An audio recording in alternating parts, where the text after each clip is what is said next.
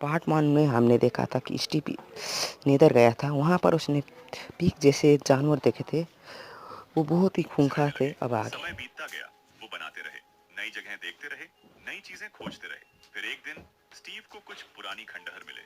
वहां अंदर एकदम सही जगह पर रखा हुआ एक संदूक था। उस संदूक में एक नया पोर्टल था। ये पोर्टल अंडरवर्ल्ड की ओर जाता था, जिसे नेदर कहते हैं। एक अंधेरी टेढ़ी मेढ़ी दुनिया जहां क्रिएटिविटी नाम की कोई चीज नहीं थी। ये जगह पिगलिन्स से भरी थी, लालची बेरहम पिग जैसे जीव। और ये सब एक ताकतवर जादूगरनी मलगोशा के लिए काम करते थे। ये पिग विच बचपन में मुश्किल हालात की वजह से बुरी बन गई थी। वो डांसर बनना चाहती थी, लेकिन उसके अपने लोगों ने उसका मजाक उड़ाया। यहाँ तक कि उसके पिता ने उसे घर से निकाल दिया, उसे शर्मिंदगी कहा। तब से वो सिर्फ नफरत के सहारे जी रही थी। मलगोशा को क्रिएशन क्यूब चाहिए था। वो इसे लेकर सारी दुनिया पर राज करना चाहती थी। लेकिन स्टीव, जो चालाक और बहादुर था, और भी लेकर भाग निकला।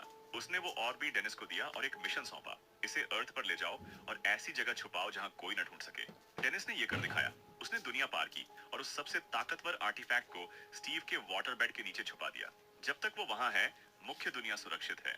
सालों बाद हम मिलते हैं गैरेट गैरिसन से, एक जवान लड़के से जिसने वीडियो गेम की दुनिया बदल दी। एक हिट आर्केड गेम का स्टार बनकर। उसकी कचरा फेंकने की गजब की स्किल थी, इतनी सटीक कि उसे ट्रैश मैन का नाम मिला। वो इतना मशहूर हुआ कि उसे $1 मिलियन का सौदा मिला। उसके पास सब कुछ था, लेकिन एक दिन उसे एविक्शन नोटिस मिला। बस किस्मत ने उसे ऊंचाइयों से सीधे नीचे गिरा दिया। अब गैरेट पूरी तरह कंगाल हो चुका था। तो हाँ, गैरेट, जो अब टूट चुका था और वापसी की आस में था, एक लोकल ऑक्शन में गया, उम्मीद में कि उसे कुछ ऐसा मिले जो वो बेचकर पैसे कमा सके। वहां के एक स्टाफ ने उसे एक पुराने आर्टिफैक्ट के बारे में बताया, जो बहुत कीमती था। उत्सुक होकर गैरेट ने कहा कि अगर वो उसे सस्ता देंगे और उसे और अच्छे से देखने देंगे, तो वो इसे खरीदने के बारे में सोचेगा।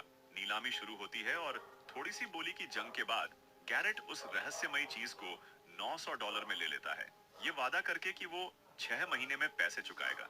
लेकिन जब उसने डिब्बा खोला तो पूरी तरह निराशा हुई। डिब्बा बिल्कुल खाली लग रहा था। गुस्से में उसे लगा कि उसे ठग लिया गया। उसने डिब्बे का ढक्कन जोर से बंद कर दिया। उसे नहीं पता था कि क्रिएशन क्यूब उसी में था, बिल्कुल सामने छुपा हुआ। निराशा में अंधा होकर उसने ध्यान ही नहीं दिया।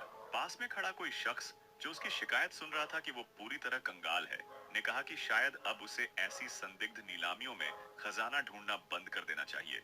इधर हम मिलते हैं हेनरी और उसकी बड़ी बहन नैटली से। वो दोनों माँ के गुजर जाने के बाद शहर में नए नए आए हैं।